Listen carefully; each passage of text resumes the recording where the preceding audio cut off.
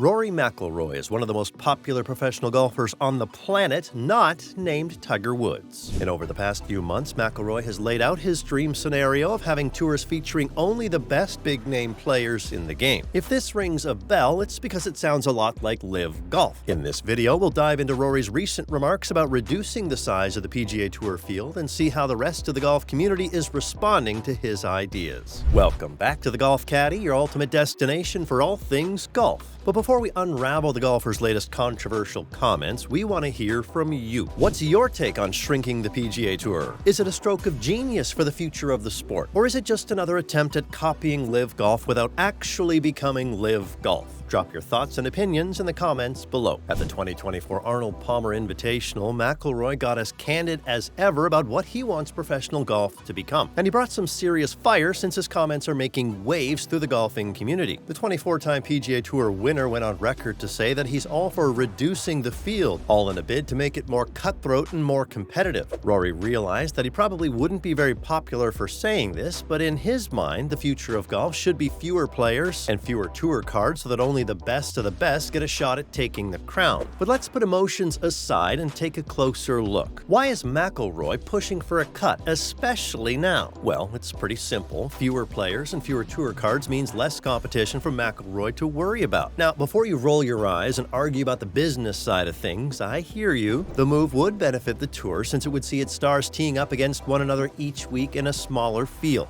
In theory, it would create a headline-worthy leaderboard. The thing is, the tour is already kind of doing that with its signature events, and guess what? The big names aren't exactly flocking to them. It's like planning a party and the VIP guests are nowhere to be found. The timing of McIlroy's comments is a real head-scratcher in all this. Here's the deal. He's been struggling on the tour lately, with 0 top 20 finishes in his last 4 starts. Plus, it's been a hot minute since he's clinched a major championship win. Combine that with his shifting stance towards LIV Golf, and you've got a recipe for some serious eyebrow-raising. Sure, Rory's got the name recognition to throw around bold ideas like shrinking the tour's membership, but with his recent form and wavering loyalty, it's no wonder his comments are rubbing people the wrong way. Looks like Rory McIlroy isn't riding solo on the smaller PGA Tour bandwagon. He's got some company, including Windam, who's also on board with the idea of trimming down the tour. Clark didn't hold back either, expressing his desire to see just 100 card carriers with the bottom 20 each year bumping down to the Corn Ferry Tour. It's all about making things more intense and competitive, just like McIlroy suggested. Now, believe it or not, I admire McIlroy. His gameplay is occasionally a delight to watch, and his words carry weight. His recent remarks, along with those from Clark, seem to show an inflated sense of self-importance, and they might just be fueled by the massive sums of money circulating in the world of top golfers. But let's face it, while McIlroy and a few others draw crowds, none of them command the viewership Tiger Woods once did. What truly captivates golf fans is the inherent drama of the sport itself. It's the showdown between golfers navigating a course that's as likely to reward birdies as it is punished with bogeys. 22 years ago, Craig Perks, an underdog from New Zealand, shocked the golfing world by winning the Players' Championship. Despite being ranked outside the top 200, Perks displayed incredible skill and nerve as he made his crucial shots, including chipping in for an eagle on the 16th hole and sinking a 28-foot birdie putt on the 17th. His victory, which came against strong competition, including Tiger Woods, is remembered as one of the most thrilling moments in the tournament's history. So why am I suddenly bringing this up? You see, if certain modern-day PGA Tour stars had their way, long shots such as Perks, who never won again and retired 5 years later to become a Golf Channel commentator, would not be teeing it up at TPC Sawgrass, or any event for that matter. And that's exactly what Sky Sports pundit Andrew Coulthard pointed out when he hit back at Windam Clark's suggestion that the PGA Tour should reduce the size of its fields and put the bottom 20 players each season at risk of relegation. As a veteran of the European Tour and a former Ryder Cup representative for Europe, Coulthard didn't mince words in his response. He dismissed the idea out of hand, talking about the thrill of unexpected victories like Jake Knapp and Nick Dunlap, both winners on tour this year. Andrew passionately challenged Windam Clark's proposal, questioning where the thrill, intensity, and Cinderella stories would be if only a select few players received rewards regardless of their performance. In a rant on X, Coulthard said he wants to see the guys like Knapp and Dunlap storm to victory. Even DP World Tour member Richard Mansell couldn't stay silent about Clark's ideas. Mansell took to social media with a fiery response, saying, "Imagine if they'd done this when you were struggling outside the top 100 on the PGA Tour." In a direct dig at Clark's suggestion, Mansell slammed the concept of a closed shop, calling it downright terrible. He reminded Clark to stay grounded and consider the journey of all players like himself, who are waiting for their shot at the big leagues. Even Lucas Glover didn't hold back, labeling it as a blatant cash grab. Despite winning big last season and scoring invites to major events in 2024, he's not exactly thrilled about it. For Glover, these signature events mostly seem like opportunities to fill the pockets of top players like Rory McIlroy. In his view, the recent changes in golf haven't really benefited the game much at all. He's scratching his head, wondering why so many drastic changes were made when things seemed just fine before. The 44-year-old golfer feels like the grumpy "get off my lawn, dad" when it comes to these changes. He's not seeing what warranted such drastic shifts in the game. Glover suggests boosting purses to retain players instead of slashing opportunities for talented individuals. He's not holding back, especially for criticizing the structure of signature events like the Players' Championship. In his eyes, it's puzzling why the supposed pinnacle event has the largest field and a hefty cut, while other signature events have fewer players and a smaller cut. This year's Arnold Palmer Invitational had 69 players and a cut, with only 11 players missing the mark. While this small cut is preferable to events with no cut at all, Glover's point about the Players' Championship with its full field yet still sending big names packing after the cut is hard to ignore. It feels like professional golf is navigating uncharted territory, with everyone scrambling to make sense of it all along the way. Yet, Rory McIlroy and Windam Clark's proposed solutions appear to mirror the very thing they claim to dislike: live golf. They want to shrink the PGA Tour fields and tighten tour card access, which sounds suspiciously like the limited membership model of live golf. Now, these changes are supposed to counter the threat from live golf, a league that's been tempting top players with fat paychecks and a breezier schedule. In 2023, the PGA Tour responded by beefing up purses at key events and slimming down field sizes. But with McIlroy and Clark's proposals starting to look more and more like what they're railing against, the PGA Tour is struggling to adjust its course to fight off live golf's siren song. What players like McIlroy might not realize is that they're seriously overestimating their market value. Golf fans thrive on the drama and unpredictability of the sport. It's about the individual battles down the stretch where every shot can make or break a player's fortunes. Take a look at some of the tournaments happening in 2024, where it's all about individual performance, not team efforts. It's the razor-thin margin of error that makes golf so captivating, even at the highest level. The thrill of triumph and the agony of defeat are what keep fans on the edge of their seats. Sure, it's exciting when big names battle it out, but it's equally thrilling when rookies or veterans create their own magic on the course. So why would anyone want to exclude such players from the mix? Why limit opportunities for those on the cusp of greatness? Why show disregard for golfers who could be the next breakout stars? Is there really a benefit of fewer players when there are already so few who truly move the needle? Let us know in the comments down below. I think it's fair to say that the PGA Tour doesn't need to close its doors to become an exclusive club. If McIlroy and Clark want that, they can wait for their turn on the Senior Tour. Let's keep the playing field open for all those who dream of making their mark in the world of golf. Enjoyed this video? Want more golfing updates? Smash that like button and hit subscribe to stay tuned for all the action. Until next time.